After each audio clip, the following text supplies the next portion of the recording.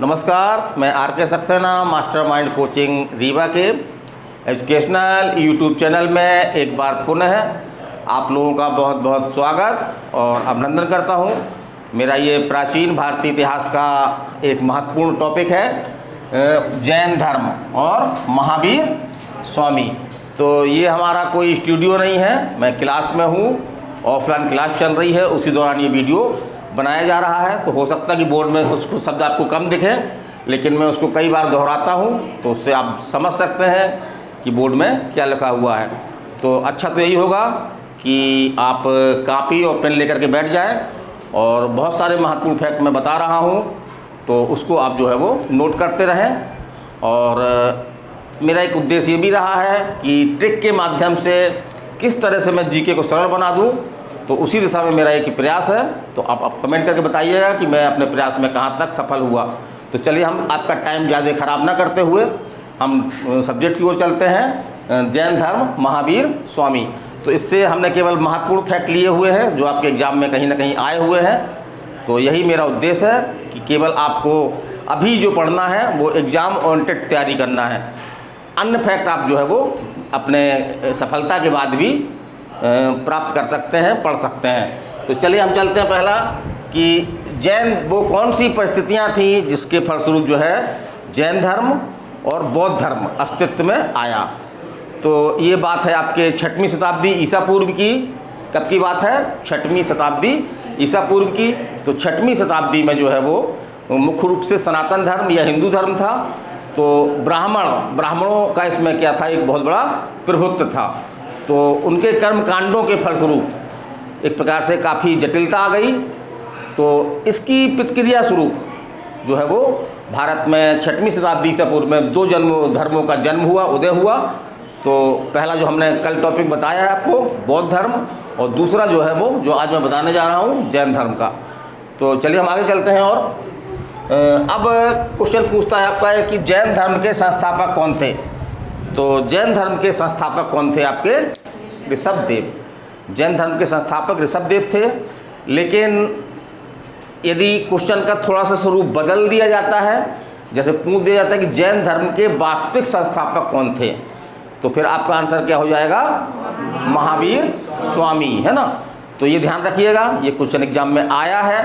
तो यदि सिंपल रूप से पूछा जाता है कि जैन धर्म के प्रवर्तक कौन थे, तो कौन थे? आपके ऋषभदेव थे। लेकिन जैन धर्म के वास्तविक प्रवर्तक कौन थे? महावीर स्वामी थे। तो महावीर स्वामी ने क्यों थे? क्योंकि वास्तव में जो जैन धर्म का आज स्थान है उसमें बहुत बड़ा योगदान किसका है? महावीर स्वामी जी का है। चलिए आगे चलते हैं। जैन धर्म में कुल कितने तीर्थंकर हुए? ये क्वेश्चन एग्जाम में आया है। तो कितने हुए? कुल 24 हुए। तो इसको हम जो है वो एक दिन में कितने घंटे होते हैं? एक दिन में 24 घंटे होते हैं। तो इन घंटों के माध्यम से हम जैन धर्म में कितने तीर्थंकर हुए इसको हम जो है वो दिमाग में अपने रख सकते हैं। ठीक है, चलिए प्रथम तीर्थंकर कौन थे, ऐसा क्वेश्चन पूछता है। तो प्रथम तो हमको मालूम है जो संस्थापक थे। तो प्रथम कौन थे? आपके ऋषभदेव। और 23वें कौन थे आपके? तो 23वें थे आपके कौन थे? पार्श्वनाथ। और 24वें और अंतिम, ये पूछा गया कई एग्जामों में, 24वें और अंतिम कौन थे आपके? महावीर स्वामी। तो यहाँ पे बुकों में क्या होता है कि पूरे के पूरे 24 तीर्थंकरों के नाम मिल जाते हैं हमको। तो हमको 24 तीर्थंकरों के नाम याद नहीं करने हैं, हमको केवल प्रथम कौन थे? आपके ऋषभदेव। और 23वें कौन थे? आपके पार्श्वनाथ। और 24वें और अंतिम आपके कौन थे? महावीर स्वामी। तो इनका हमको क्रम याद रखना है, इन्हें ही हम ध्यान में रखना है, ना कि हम 24 तीर्थंकरों के बारे में पूरी जानकारी लें। तो केवल 3 तीर्थंकर आपको चाहिए, बाकी आप जो है वो उसको दिमाग में ना रखिए, नहीं तो आपके दिमाग में क्या होगा? भूसा भर जाएगा, है ना। भूसा भरना सफलता के लिए जो है एक सबसे बड़ी बाधा है ना। तो हम सिर्फ सिलेक्टेड अध्ययन करें। हम क्या करें? सिर्फ सिलेक्टेड अध्ययन करें। फिर अगला हम देखते हैं कि महावीर स्वामी का जीवन परिचय। जब हम जैन धर्म की बात करते हैं तो महावीर स्वामी का एक जीवन परिचय भी होता है, क्योंकि महावीर स्वामी ने ही वास्तव रूप से जैन धर्म को एक बहुत ऊंचा ओहदा प्रदान किया। तो महावीर के स्वामी से भी आपके उनके पूरी जीवनी से आपके क्वेश्चन बनते हैं। तो पहला क्वेश्चन आपका ये बनता है कि महावीर स्वामी का जन्म कब और कहाँ हुआ। तो महावीर स्वामी जन्म कब हुआ? 540 540 ईसा पूर्व में हुआ। और कहाँ पे हुआ? आपका वैशाली। वैशाली के निकट जो है वो क्या नाम है? कुंडल वन, या इसको हम कभी कभी आपके कुंडल ग्राम भी लिखा मिलता है, तो कुंडल वन या कुंडल ग्राम। तो कब हुआ? 540, सिंपल आंकड़ा है, राउंड फिगर है, 540 याद रहेगा आपको। और स्थान आपका कौन है? वैशाली के पास आपका कुंडल वन। चलिए आगे चलते हैं। तो इनके पिता कौन थे आपके? सिद्धार्थ। तो जब हमने बौद्ध धर्म पढ़ रहे थे हम, तो गौतम बुद्ध के बचपन का नाम क्या था? सिद्धार्थ था। तो उससे हम इसको कोडिंग बना सकते हैं, टिक बना सकते हैं कि उनके बचपन का नाम और महावीर स्वामी के पिताश्री का नाम जो है वो एक ही है। और महावीर स्वामी किस कुल के थे? तो सात्रक कुल के। किस कुल के थे ये? सात्रक कुल के। और इनकी माता का नाम क्या था? त्रिशला। माता का नाम क्या था? त्रिशला। और पत्नी का नाम यशोदा था। पत्नी का नाम क्या था? यशोदा। तो ये पूछा गया एग्जाम में। और इनके एकमात्र पुत्री थी, जैसे कि गौतम बुद्ध के पुत्र था, उसका नाम क्या था? राहुल था। इनके पुत्र न होकर के पुत्री थी, और पुत्री का नाम क्या था? प्रियदर्शनी, जिसका विवाह किससे हुआ था? जामिल से, है ना। तो जामिल कौन थे? इनके महावीर स्वामी के दामाद थे। और एक फैक्ट और आता है कि प्रथम शिष्य कौन थे? महावीर स्वामी के प्रथम शिष्य कौन थे? तो उनके प्रथम शिष्य जो इनके दामाद थे, जामिल। कौन थे? जामिल। जामिल ही इनके जो है वो प्रथम शिष्य थे।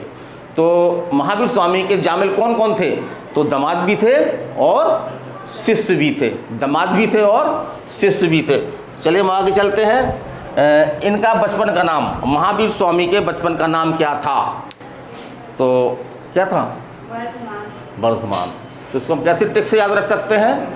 महावीर, महावीर, बार है ना, तो बा से हम क्या बना लें? वर्धमान। महावीर, बा से हम क्या बना लिया हमने?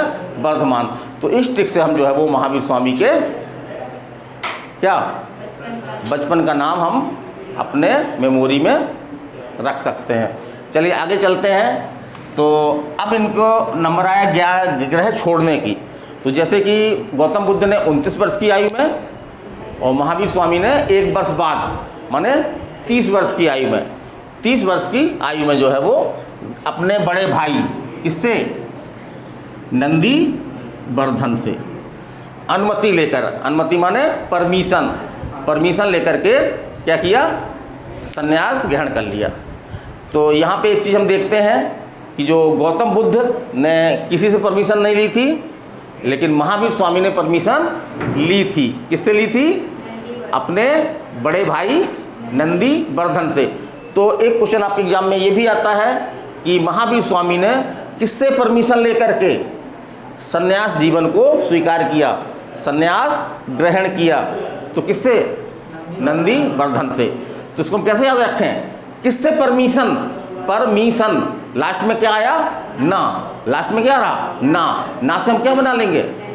नंदी वर्धन। तो इस तरह से हम किससे परमिशन ली? नंदी वर्धन से। तो परमिशन में लास्ट में आया ना से हम क्या बना लेंगे? नंदी वर्धन। तो इस तरह से हम इसको दिमाग में रख सकते हैं। हमको कोई रटने की आवश्यकता नहीं है, कोई दिमाग में हमको अनावश्यक बोझ डालने की आवश्यकता नहीं है। मैं वादा करता हूँ कि अगर आप मेरे वीडियो देखते रहेंगे तो मैं जीके ट्रिक के माध्यम से आपको जो है जीके तैयार करवा दूँगा, और आपको कोई भी एग्जाम में जो है वो जीके के क्वेश्चनों को हल करने में कोई कठिनाई नहीं होगी। फिर हम आगे चलते हैं। तो 12 वर्ष की कठोर तपस्या के बाद, तो स्वाभाविक है इन्होंने काफ़ी तपस्या की। जैसे महावीर स्वामी ने आपकी 12 वर्ष की, इस तरह गौतम बुद्ध ने कितने वर्ष की थी? 6 वर्ष की थी, जो पिछले वीडियो हमने बताया था। तो 12 वर्ष की कठोर तपस्या के बाद 42 वर्ष की आयु में, 42 वर्ष की आयु में, तो इस तरह लिखा सकते हैं, कभी आयु भूलते हैं तो 30 वर्ष में इन्होंने घर छोड़ा था, 12 वर्ष तपस्या की, 30 12 कितना हो गया? 42। तो 42 वर्ष की आयु में जो है वो कौन सी नदी? ऋजुपालिका नदी, ऋजुपालिका नदी। और वहाँ पे कौन सी नदी थी? इसमें गौतम बुद्ध में निरंजना नदी थी, है ना। तो ये याद रखिएगा, निरंजना अलग है, ऋजुपालिका अलग है। तो ऋजुपालिका नदी के तट पर कौन से वृक्ष के नीचे? साल। तो साल एक इमारती लकड़ी का वृक्ष है ना, आप लोगों ने नाम सुना होगा इसका। साल वृक्ष के नीचे जो है इनको क्या हुई? ज्ञान की प्राप्ति हुई। वो स्थान कौन था? जुम्भिक, है ना, जुम्भिक ग्राम, जुम्बिक ग्राम। तो इसको कैसे बना लें कोडिंग? भाई ज्ञान की प्राप्ति मतलब जानना। भाई ज्ञान की प्राप्ति मतलब कई चीज़ें हमने जान ली, हमारी जानकारी में आ गई। तो जानने से क्या बना लीजिए? जुम्बिक ग्राम बना लीजिए। कि महावीर स्वामी ने जो है वो तपस्या के बाद जो है वो साल के वृक्ष के नीचे बहुत सारी जानकारियाँ उनको मिली। कहाँ मिली? जानकारी। क्या मिली? जानकारी। तो जानकारी में जो लास्ट में पहला जा रहा ना, उससे क्या बन जाएगा आपका? उससे आप जुम्बिक ग्राम बना लीजिए। इस तरह आपको जो है वो याद रहेगा। फिर हम आगे चलते हैं कि ज्ञान प्राप्ति के बाद, यहाँ तक तो आपके महावीर स्वामी जो है वो महावीर स्वामी नहीं थे, बल्कि कौन थे? वर्धमान थे। लेकिन जब उनको ज्ञान प्राप्ति हुई तो उनके कई नाम चल निकले, उनको कई नामों से जाना जाने लगा। तो इससे क्वेश्चन आपका आया है, कौन कौन से नाम है? जिनका मतलब क्या होता है? विजेता, है ना, कैवलिन, निर्गंथ, अरहत और महावीर। तो ये तमाम नाम जो है वो उनको ज्ञान प्राप्ति के बाद दिए गए। तो ये नाम भी कभी पूछे गए हैं कि ये कौन कौन से नाम दिए गए, तो ये नाम उनको दिए गए। फिर हम आगे चलते हैं। तो जो आदमी पैदा हुआ है वो मरेगा भी, है ना, चाहे वो साधारण व्यक्ति हो, चाहे महान व्यक्ति हो या ऋषि हो। तो ये दुखद समय भी आया महावीर स्वामी के समय भी कि 72 वर्ष की आयु में, कितने वर्ष की आयु में? 72 वर्ष की आयु में जो है वो कब? 468 ईसा पूर्व। इसको याद रख सकते हैं, 4, 6, 8, है ना। 2 छोड़ दीजिए, फिर 2 के बाद कौन सी संख्या ले रहा हम? सम संख्या ले रहे हैं ना। 2 लिया तो 2 नहीं लिया हमने, है। 4 ले लिया, 4 के अगली सम संख्या कौन है? 6, अगली सम संख्या कौन है? 8। तो 4, 6, 8 ईसा पूर्व में पावापुरी में जो है इनका क्या हो गया? देहांत हो गया। पावापुरी में इनका जो है वो देहांत हो गया। और प्रथम जैन भिक्षुणी का नाम ये पूछा गया है, तो क्या था? चंपा। माने पहली महिला कौन थी जिसने भिक्षुणी के रूप में जैन धर्म में प्रवेश किया? तो वो कौन थी आपकी? चंपा।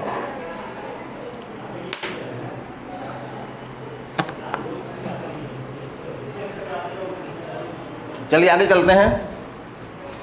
ये क्वेश्चन आता है आपका कि जैन धर्म जो है आत्मा एवं पुनर्जन्म में विश्वास करता था, लेकिन बौद्ध धर्म जो है आत्मा विश्वास नहीं करता था, लेकिन पुनर्जन्म में विश्वास करता था। बौद्ध धर्म का ये मानना था कि पुनर्जन्म क्यों होता है? जब किसी व्यक्ति की मृत्यु, उसकी इच्छाओं की जो पूर्ति ना हो पाए, अतृप्त इच्छाएं लेकर के कोई व्यक्ति मर जाता है, तो उन इच्छाओं की पूर्ति के लिए उसका दूसरा जन्म होता है, पुनर्जन्म होता है। ये किसका मानना है? बौद्ध धर्म का। तो यहाँ पे हम बात इतनी कर रहे हैं कि जैन धर्म जो है वो आत्मा एवं पुनर्जन्म को में विश्वास करता है। फिर आगे हम चलते हैं। तो जैन धर्म के 5 महाव्रत, ये इम्पोर्टेंट है, इससे कई क्वेश्चन बने हैं। तो 5वें महाव्रत कौन कौन से हैं? तो पहला तो आपका है अहिंसा, दूसरा आपका है सत्य, तीसरा आपका अस्तेय, चौथा आपका अपरिग्रह और 5वां आपका ब्रह्मचर्य। तो अहिंसा, सत्य, बोलिए चलिए, अहिंसा, सत्य, अस्तेय, अपरिग्रह, ब्रह्मचर्य। एक बार और बोलिए, अहिंसा, सत्य, अस्तेय, अपरिग्रह, ब्रह्मचर्य। अब हम इसका मतलब समझ लें। तो अहिंसा का मतलब क्या है? कि जाने अनजाने कोई भी हिंसा ना करना। तो जैन धर्म इस बात पर खास ध्यान दिया जाता है कि क्योंकि बहुत सारे जीवाणु विषाणु हैं, हवा में जीवाणु विषाणु हैं, तो वो इसको भी बड़ी सावधानी बरतते हैं कि कोई भी हमारे यहाँ से जीवाणु विषाणु ना मर जाए। तभी मर जाते हैं, क्योंकि वो ऐसे हैं कि हम बोल रहे हैं तो हमारे मुँह के अंदर चले गए, है ना। तो मरते हैं, लेकिन जितना बचा जा सके अधिक से अधिक। तो जैन धर्म का मूल मंत्र जो है वो अहिंसा पे है। तो जानबूझकर या अनजाने में भी अहिंसा, वो हिंसा ना हो, ये इसका मतलब है। दूसरा आपका सत्य। तो सत्य का मतलब क्या है आपका? कि इंसान को जो है वो हमेशा क्या बोलना चाहिए? सत्य बोलना चाहिए, हमको असत्य नहीं बोलना चाहिए। फिर आपका अस्तेय का मतलब है, अस्तेय का मतलब है कि चोरी ना करना, माने किसी दूसरे व्यक्ति की कोई भी वस्तु उसकी अनुमति के बिना ना लेना। ये किसका मतलब है? अस्तेय का। फिर आपका अपरिग्रह, अपरिग्रह का मतलब है कि संचय ना करना किसी भी वस्तु का, कि हम बहुत सारा संचय करते हैं ना, एक होता है ना हमारी लालच होती है अंदर कि हमारी पीढ़ी क्या करेगी, लड़का क्या करेगा, लड़के के लड़का क्या करेगा, तो हम बहुत सारी संपत्ति इकट्ठी करते हैं, है ना, कोई सीमा नहीं रहती है, तो बहुत सारा हम संग्रह करते हैं। तो जैन धर्म में कहा गया है कि संग्रह ना करें। उसका क्या मतलब है? अपरिग्रह, माने वस्तुओं का संग्रह ना करना। हम आज की सोचें, कल की हम ना सोचें, कल हमको ईश्वर अपने आप देगा। और अगला है आपका ब्रह्मचर्य। तो ब्रह्मचर्य जीवन का कठोरता से जो है वो पालन करें। लेकिन यहाँ पे हम ये बता दें कि जो 5 महाव्रत हैं उनमें से प्रथम 3 महाव्रत ये साधारण नागरिक के लिए हैं जो जैन धर्म को मानते हैं, और जो 5 महाव्रत हैं वो किन के लिए कंपलसरी हैं? जो जैन धर्म के तीर्थकर हैं या जैन धर्म के ऋषि मुनि हैं, है ना, ऋषि मुनि हैं, या जैन धर्म को उन्होंने कठोरता से अपना लिया है, अपना पूरा जीवन जो है जैन धर्म को समर्पित कर दिया है, तो उनके लिए जो है वो 5 अनिवार्य हैं। लेकिन जो आम पब्लिक है, आम जनता है, उसके लिए केवल कौन कौन से अनिवार्य हैं? बोलिए। अहिंसा, सत्य और अस्तेय, ये दोनों और ये तीनों किन के लिए अनिवार्य हैं? जो ऋषि मुनि हैं। फिर अगला हम चलते हैं कि ये 5 महाव्रत किसने दिए? ये पूछेगा कि 5 महाव्रत किसने दिए? तो ये भी 5 महाव्रत आपके पार्श्वनाथ ने नहीं दिए, लेकिन टेक्निकल दृष्टि से इसका आंसर क्या होगा आपका? किसने दिए? पार्श्वनाथ ने दिए। तो क्या पूछेगा 5 महाव्रत जैन धर्म के 5 महाव्रत किसने दिए? तो क्या होगा? पार्श्वनाथ। तो कैसे याद रखेंगे किसने दिए? पासे 5 महाव्रत और पासे पार्श्वनाथ, पासे 5 महाव्रत और पासे पार्श्वनाथ, इस तरह याद रख लीजिए। लेकिन अब हम देखते हैं कि जो अंतिम था आपका, कौन था अंतिम? कौन है? ब्रह्मचर्य। ये किसने दिया था? तो 5वां महाव्रत किसने दिया था वास्तव में अगर देखा जाए तो? महावीर स्वामी ने। तो ये कई एग्जाम में पूछा गया है कि महावीर स्वामी ने कौन सा महाव्रत दिया? तो कौन सा दिया? ब्रह्मचर्य दिया। जो क्रम क्या था उसका? 5वां क्रम था। फिर हम आगे चलते हैं कि जब 6वीं शताब्दी ईसा पूर्व में जो है वो जैन धर्म अपने एक चरम पे था, तो इसने न केवल आम जनता को बल्कि जो उस समय के राजा महाराजा थे उनको भी इसने जो है वो प्रभावित किया। तो कई ऐसे शासक हुए जिन्होंने जैन धर्म को अपनाया। तो इससे क्वेश्चन आपके बनते हैं। तो कौन कौन से थे आपके? जैसे चंद्रगुप्त मौर्य, इन्होंने जैन धर्म को अपनाया था। इसी प्रकार से जो कलिंग, आपके कलिंग था जहाँ पे एक प्रसिद्ध कलिंग युद्ध हुआ था, तो कलिंग का राजा कौन था आपका? खारवेल। इसने भी जो है वो जैन धर्म को मानता था ये। फिर आपका चंदेल शासक उदयन, ये भी आपको जो है जैन धर्म को मानता था। तो ये तमाम शासक थे जिन्होंने जैन धर्म को जो है वो न केवल समर्थन किया, माना, बल्कि उनका प्रचार प्रसार भी किया। तो याद रखिएगा ये। फिर आपके जैन धर्म में कुल कितनी संगतियाँ हुई? 2।